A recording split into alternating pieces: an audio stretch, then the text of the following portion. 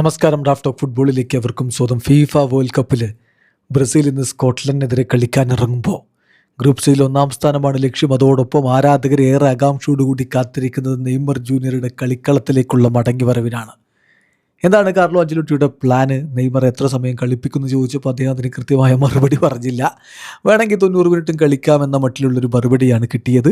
Substitute റോളിലാണ് Neymar എല്ലാവരും പ്രതീക്ഷിക്കുന്നത്. ഇപ്പോൾ ബ്രസീലിയൻ മാധ്യമം ഗ്ലോബോ എന്താണ് അഞ്ചലോട്ടിയുടെ പ്ലാന്, നെയ്മറുടെ കാര്യത്തിൽ എന്താണ് പ്ലാൻ എന്നുള്ളതൊന്ന് പരിശോധിക്കുകയാണ്.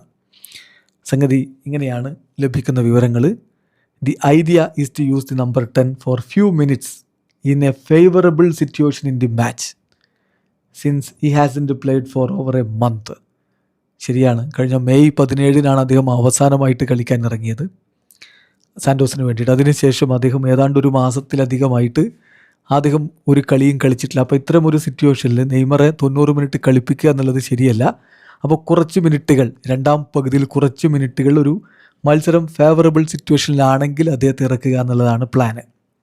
ഫേവറബിൾ സിറ്റുവേഷൻ അല്ലെങ്കിലോ എന്ന് പറഞ്ഞാൽ ബ്രസീൽ തോറ്റ് നിൽക്കുന്ന സിറ്റുവേഷനോ സമനിലയാവുന്ന സിറ്റുവേഷനോ ഒക്കെ ആണെങ്കിലോ അതിൽ നെയ്മർ ഇറക്കണമെന്ന കാര്യത്തിൽ അഞ്ചലോട്ടിക്ക് കൺഫ്യൂഷൻസ് ഉണ്ട്. കൺസേൺ എന്താണെന്ന് വെച്ചാൽ കളി ഡിസൈഡ് ചെയ്യേണ്ട ഒരു അവസ്ഥ വരികയാണ്. 0-0 അല്ലെങ്കിൽ 1-0 ബ്രസീൽ പുറകിൽ. ഇങ്ങനെയുള്ള സമയത്ത് നെയ്മർ ജൂനിയറുടെ നിലവിലെ ഫിസിക്കൽ കണ്ടീഷൻ, അദ്ദേഹത്തിൻ്റെ മാച്ച് റിതം ഒക്കെ വെച്ച് അദ്ദേഹത്തെ പുഷ് ചെയ്ത് വിട്ട് വീണ്ടും പ്രശ്നങ്ങൾ ഉണ്ടാക്കാൻ അഞ്ചലോട്ടി ആഗ്രഹിക്കുന്നില്ല.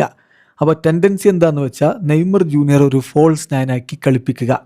അങ്ങനെയാണെങ്കിൽ ഒരുപാട് ഡിഫെൻസീവ് ഡ്യൂട്ടീസിൽ നിന്ന് അദ്ദേഹത്തെ ഒഴിവാക്കാൻ പറ്റും എന്നുള്ളതാണിപ്പോൾ ആഞ്ചലോട്ടി പ്ലാൻ ചെയ്യുന്നത് എന്നുള്ള വിവരമാണ് ബ്രസീലിയൻ മാധ്യമം റിപ്പോർട്ട് ചെയ്യുന്നത്. അപ്പോൾ ഈ ഫോൾസ് നയൻ എന്ന രൂപത്തിൽ കളിപ്പിക്കുക എന്ന് പറയുമ്പോൾ സ്വാഭാവികമായിട്ടും മാത്യസ് കുഞ്ഞയൊക്കെ പിൻവലിച്ച് ആ ഒരു പൊസിഷനിൽ അദ്ദേഹം ഇറങ്ങാനുള്ള സാധ്യതയുണ്ട്.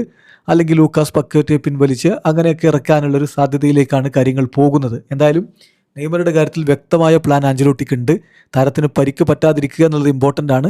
അതോടൊപ്പം ഗെയിം ടൈം കൊടുത്ത് പതിയെ അദ്ദേഹത്തിൻ്റെ റിതം തിരികെ പിടിക്കേണ്ടതുമുണ്ട്. വേൾഡ് കപ്പ് ആവട്ടെ, ഗ്രൂപ്പ് സ്റ്റേജിൻ്റെ അവസാന ഘട്ടവുമായിട്ടുണ്ട്. അപ്പോൾ വളരെ കൃത്യമായിട്ടുള്ളൊരു പ്ലാനിങ്ങോടെ ബ്രസീൽ ഫേവറബിളായിട്ട് നിൽക്കുന്ന ഒരു സിറ്റുവേഷനിൽ നെയ്മർ ജൂനിയറെ അവസാനത്തെ മിനിറ്റുകളിൽ ആഞ്ചലോട്ടി കളിക്കളത്തിലേക്ക് ഇറക്കും. That's the plan. വീഡിയോ അവസാനിക്കുന്ന ഫുട്ബോൾ ലോകത്തെ കൂടുതൽ വിശേഷങ്ങളുമായി റഫ്ലക്സ് എടുത്താം.